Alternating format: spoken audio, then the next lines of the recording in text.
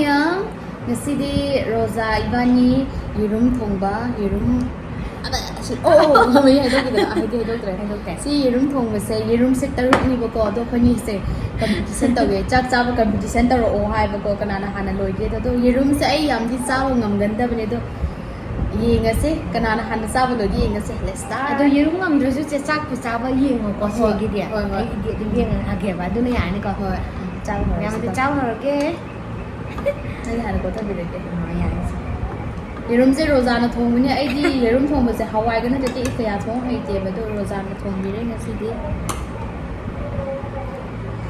ko pani se competition to be ni ai hai yam na mo ro ro bai na sai ko to mai ram de le ho ro me pa se sina nga di sina nga na me pa sina nga ri na me ba ade me am sa ba ho ra ge cha ba ho ye me se ko ho je che ho se su how competition ne Ini ko to na to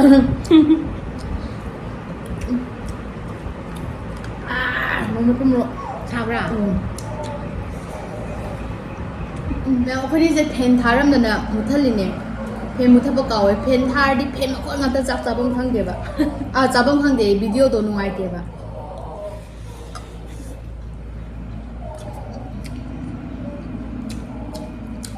ngon là mấy phút sai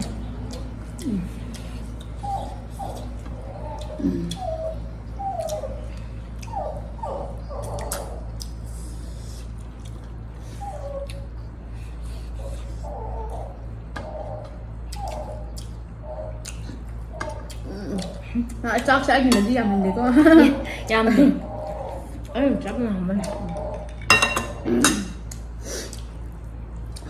April. Hanan cấp cano màเขาจะสร้างอีกเลยมาบุปผาให้เนี่ยปั๊มมันที่ยา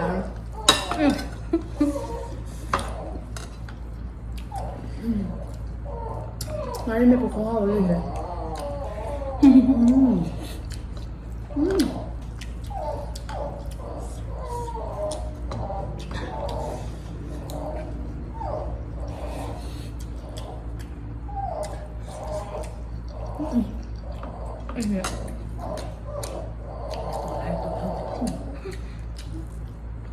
นี่ในวิดีโอจะตัดให้หมดเลย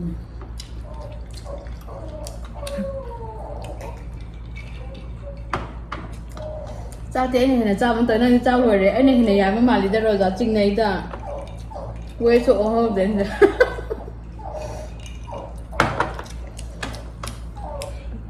mà nào bên đấy căn thùng là say nè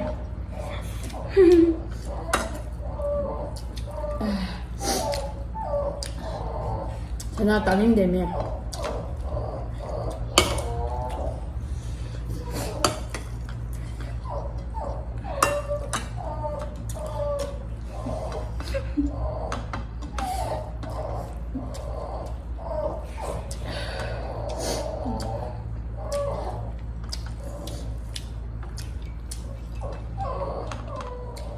Yade, kapag na kapayade.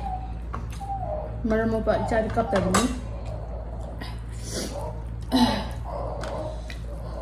Kamu tuh pesa boleh. Sasi yang ko Rosa lagi. Anh này sẵn mà nào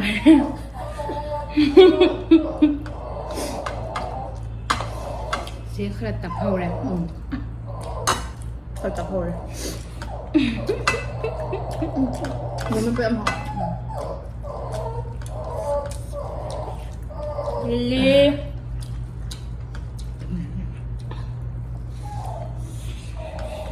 anh hàng rồi năm bây giờ là nghe mình tao ra anh chỉ băng phút từ là bây giờ Rosa cái gì 1K subscriber yung halase Miyam na nung sila subscribe sa tatak phun cái cha này anh nhận mẹ Lily à 이름 써 애기 때나 이러고 이게 니 cha 그래 Lily anh sẽ đi số đấy nhỉ một đột tôi lỗi cha này cầu với xong Đà Lạt hả man Không lạc cái cầu rồi. Tao Tôi sẽ tao đi. Lâu rồi. Em ấy chắc cái tăng học kìa. Em có chỉ quả. Anh có chữ ngay này. Mẹ mày chắc ông lâu rồi đấy. Mà tao su lâu rồi. Mà su Ngày ya tao đấy. su ya đấy. Mà này cũng cấp bị đồ. Mà bảo mà tao được hay đấy vậy. Mấy chạy lâu lâu cái con chả. Lâu rồi. Anh là dạy em nhầm mà sai em có su lâu tới đây. Chỉ để sai để xem ban.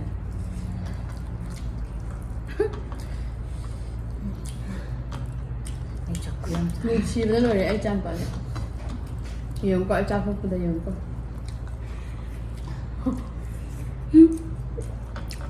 Mà bảo mình cái xoay đấy.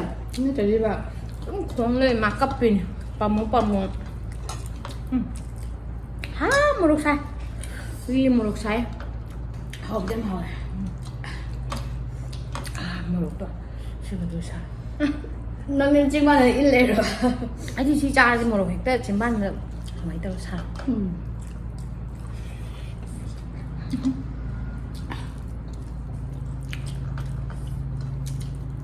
Nó cha bây giờ bây giờ được như nào? Sai.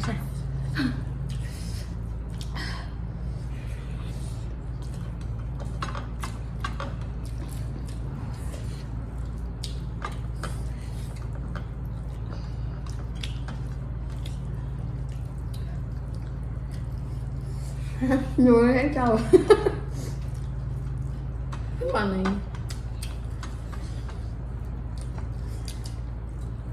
Nó lụi vừa giờ không đi giấu mà là cái làm sao? Ê, anh chú không làm giọng như chị à? Anh làm bay được rồi.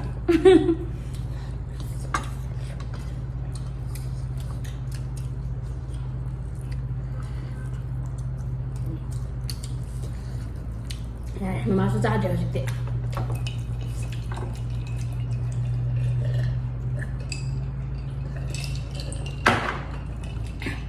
Sai. Sao rồi đấy? Thì cha này ngay giờ thì sao? Hello mayam.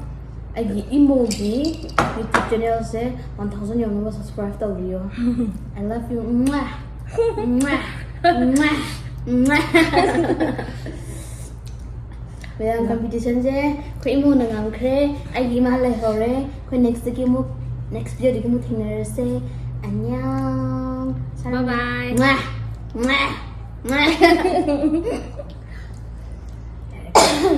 Sao nó xin ban đấy à? Last year Rasgulam ta chara mi Rasgulam puthui do kau thore ai. Nhất rồi Da đó. in Mày hi tôi làm hao nè, tôi mấy lần tôi cả đi coi xem. Ai được con bay à? ku chu mama. Nó mấy thắc tới sẽ phải nhỉ bà trẻ. Ha hoi Rasgulam. Thu ma chari morok chari thu ma chani kai mta ba. Pani yerum ani ne ne. Ya rồi bà. 엄마 cái sao rồi? Này rồi. Anh sao rồi? Nham today. Thank you for watching. Cái next video mình sẽ subscribe cho đọc xem video. Annyeong. Bye bye. Lily, bye bye tôi sao? Bye. Bye Mia. bye. I love you. Sai. Một thai.